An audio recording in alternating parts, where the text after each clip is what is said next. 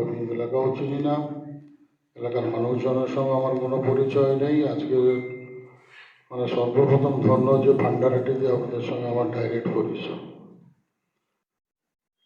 আজকে যে মিটিংটা, সেই মিটিংটার উদ্দেশ্য আপনাদের সবারই জানা আছে। সাউন্ড এবং লাইট, একটাই শব্দ দূষণ আর একটাই দৃশ্য দূষণ। আমরা যারা এই ব্যবসাটা করি তাদের উদ্দেশ্য হচ্ছে মনোরঞ্জন। মনোরঞ্জনের জন্য তো সাউন্ড, আর মনোরঞ্জনের জন্য লাইট। তো সেই ব্যবসাটা করতে গিয়ে এমন কিছু দেখবেন না যা সমাজের ক্ষতি হবে।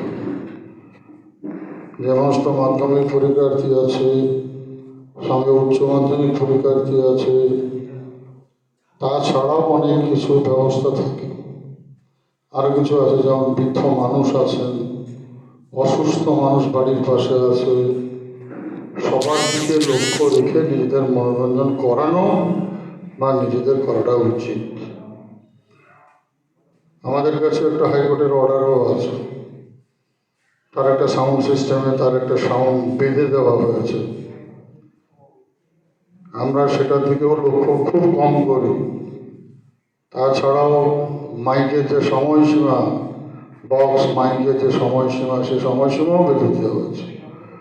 আপনারা জানবেন প্রত্যেক থানা থেকে এটা একটা প্রত্যেককে কনসিডার করা হয় যে রাত্রি 10টা পর্যন্ত অন্তত চালানো দেওয়ার অনুমতি দেওয়া হোক।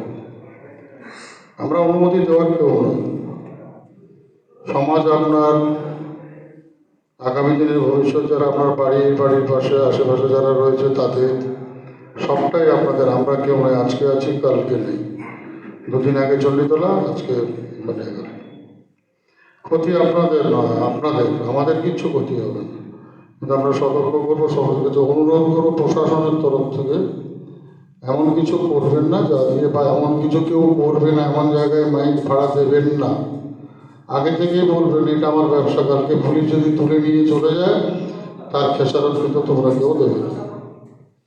পুলিশকে কঠোর হতেই হয়। বিভিন্ন জায়গায় বিভিন্ন সময় পুলিশ কঠোরও হয়েছে। তো সেই কঠোর পরিস্থিতি যাতে তৈরি না হয় সেটুকুর দিকে সবাইকে লক্ষ্য রাখার আবেদন করব। যে আপনারা যেখানেই মাইক ভাড়া দেবেন কন্ট্যাক্ট করে নেবেন। এখন জোরে মাইক বাজানো যাবে না। সরস্বতী পুজোটা সব থেকে বড় বিষয় নয়, সরস্বতী পুজো আবার আসবে। এখন পরীক্ষার মাঝখানে পড়েছে, আগে তো পরীক্ষা আগেই হয়ে যেত। সরস্বতী পুজো গত বছর তো ছিলই না।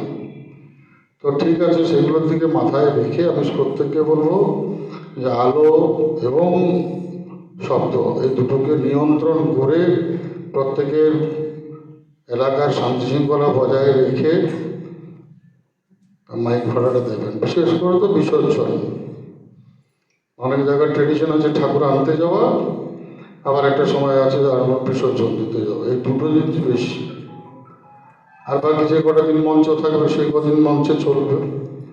প্রত্যেককে অনুরোধ করবো শব্দ দূষণ যাতে না হয়, কারোর কোনো অসুবিধা না হয়। আমাদের যেন একটি ফোনও রিসিভ করতে না হয় যে স্যার আপনার এখানে মাইক বাজছে এত জোরে, আমার বৃদ্ধ বান্ধবটা থাকতে পারছে না। প্লিজ প্রত্যেককে অনুরোধ করবো সেইভাবে ভাড়া দেবেন। এবং রাত্রি যে সময়সীমা বেঁধে দেওয়া হয়েছে সময়সীমার মধ্যেই মাইকের সুইচটা অফ করে দিতে হবে। এটা আমাদের অনুরোধ। এরপর যদি কেউ অনুরোধ না মানে তাহলে আইন কঠোর হবে। যেখানে যাদের মাইক ভাড়া হবে আইন কঠোর হলে তার ব্যবস্থা হবে, সিজ হবে, সেগুলো দেখে নেবেন যাতে আমাদের এত কঠোর হতে না হয়। আপনাদের সঙ্গে আমার সম্পর্কটা বজায় থাক, একটা সুস্থ সম্পর্ক গড়ে উঠুক, দুজনে এসেছি। প্রত্যেকে ভালো থাকবেন, প্রত্যেকের শ্রীবৃদ্ধি কামনা করে, ব্যবসার শ্রীবৃদ্ধি কামনা করে আমি আমার ছোট্ট বক্তব্য শেষ করছি। ধন্যবাদ।